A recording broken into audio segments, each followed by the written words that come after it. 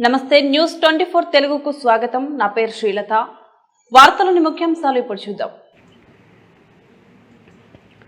ప్రకాశం జిల్లా పుంగనూరు మండలం రేణింగవరం గ్రామంలో శుక్రవారం విద్యుత్ శాఖ మంత్రి గొట్టిపాటి రవికుమార్ పలు అభివృద్ధి కార్యక్రమాలకు ప్రారంభోత్సవాలు శంకుస్థాపనలు చేశారు.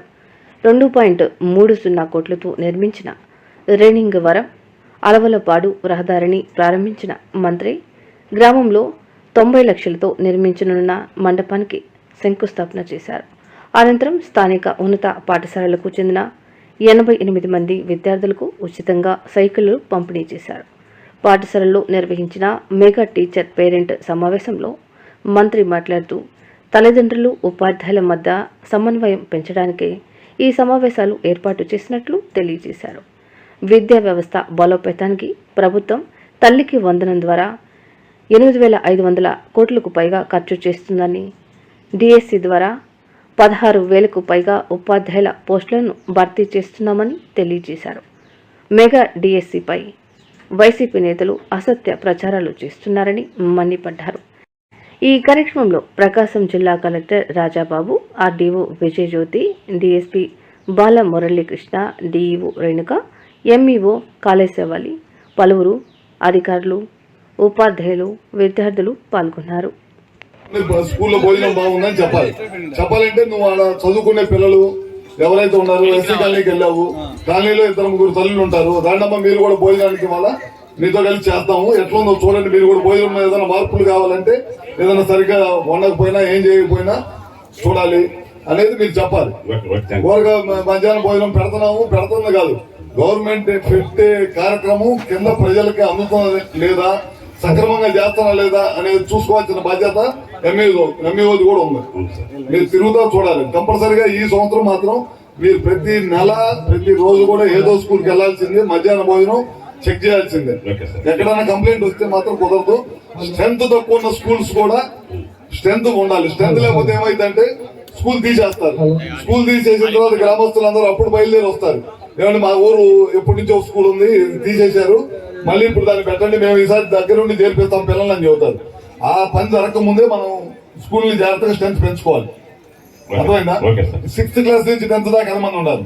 6 నుంచి 10 దాకా 96 మంది ఉన్నారు సార్. ఇక్కడ విద్యార్థులు 96 మంది ఉన్నారు. 96 మందికి ఎంతమంది టీచర్లు ఉన్నారు? 7 టీచర్లు ఉన్నారు సార్. రెగ్యులర్ గా బానే ఉందా? రెగ్యులర్ గా ఉన్నారు సార్. అయితే మనకి హెడ్ మాస్టర్ పోస్ట్ ఉన్న పీఈటీ పోస్ట్ కూడా శాంక్షన్ కావాలి. పోస్ట్ శాంక్షన్ కావాలి, అవి ఉన్నాయి. కలెక్టర్ గారు ఒకసారి ఇప్పుడు టీచర్ మీటింగ్ రాష్ట్ర వ్యాప్తంగా అన్ని స్కూల్స్ లో నిర్వహించాలని ముఖ్యమంత్రి నారా చంద్రబాబు నాయుడు గారు నిర్ణయించడం జరిగింది.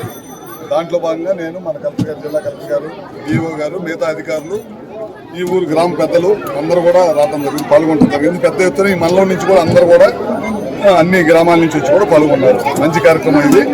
చాలా పెద్ద ఎత్తున ఇవాళ తల్లుల అకౌంట్లోకి డబ్బులు వేయడం జరిగింది. 13,000 రూపాయలతో దాదాపు 8,500 కోట్ల రూపాయలు అంటే అది సామాన్యమైన విషయం కాదు. చాలా పెద్ద ఎత్తున దేశంలో నాకు తెలిసి ఇంత పెద్ద ఎత్తున తల్లుల అకౌంట్లో ఒకే రోజు అకౌంట్లో పడే కార్యక్రమం చేసిన ప్రభుత్వం ఏదైనా ఉందంటే అది కూటమి ప్రభుత్వం, చంద్రబాబు గారి నాయకత్వంలో. వాళ్ళందరితో మాట్లాడడం, పేరెంట్స్తో మాట్లాడడం, మధ్యాహ్నం భోజనం ఏ విధంగా ఉందని చెప్తే అందరూ కూడా బాగుందని చెప్పారు. అదేవిధంగా స్కూల్కి 3 జతల యూనిఫామ్ మా చేతికి అందింది అని చెప్పడం జరిగింది. పిల్లలకు పుస్తకాలు వచ్చినాయి, బ్యాగ్ ఇచ్చారు, బెల్ట్ ఇచ్చారు, అన్ని నాణ్యమైన వస్తువులు, ఎక్కడ కూడా పార్టీ సింబల్ లేకుండా. గత ప్రభుత్వం చూసాం, అన్ని కూడా పార్టీ సింబల్ వాళ్ళ ఫోటోలు వేసేవారు. పిల్లలకి విద్యార్థులు, చదువుకునే విద్యార్థులకు ఆ విధంగా ఉండకూడదనే ఉద్దేశంతో ఈ కార్యక్రమం చేశాం. ఇదే కాకుండా సిఎస్ఆర్ నిధులతోటి ఇవాళ దాదాపు ఈ గ్రామంలో చదువుకున్న పిల్లలందరూ కూడా ఒక 90 మందికి మా సంస్థ ద్వారానే ఒక సిఎస్ఆర్ నిధులతోటి దాదాపు సైకిల్ ఇవ్వటం జరిగింది. ఈ స్కూల్కి సంబంధించి ఒక 93 సైకిల్ ఇవ్వడం జరిగింది. ఈ స్కూల్కి సంబంధించి కొద్ది బిల్డింగ్స్ కావాలన్నారు, ఇవన్నీ కావాలన్నారు, అవన్నీ తప్పకుండా చేస్తాం. ఈ ప్రభుత్వం అధికారంలోకి వచ్చిన తర్వాత సంక్షేమం, అభివృద్ధి 2 సమానంగా తీసుకుని వెళ్తుంది. వాళ్ళ ఈ గ్రామంలో పెద్ద ఎత్తున ఒక రోడ్ ఓపెన్ చేశాము, దాదాపు 2.5 కోట్ల రూపాయలతో. ఇట్లా అభివృద్ధి కార్యక్రమాలు, ఈ ఊరు భజన మందిరం కావాలంటే ఒక 90 లక్షలతోటి మందిరం పెట్టాము, డబ్బులు శంకుస్థాపన చేసి. ఇట్లాంటి కార్యక్రమాలన్నీ కూడా ఈ ప్రభుత్వం వచ్చిన తర్వాత సంక్షేమంతో పాటు అభివృద్ధి కార్యక్రమాలు కూడా జరగాలనే ఉద్దేశంతో ఈ కార్యక్రమాలన్నీ కూడా చేస్తున్నాం.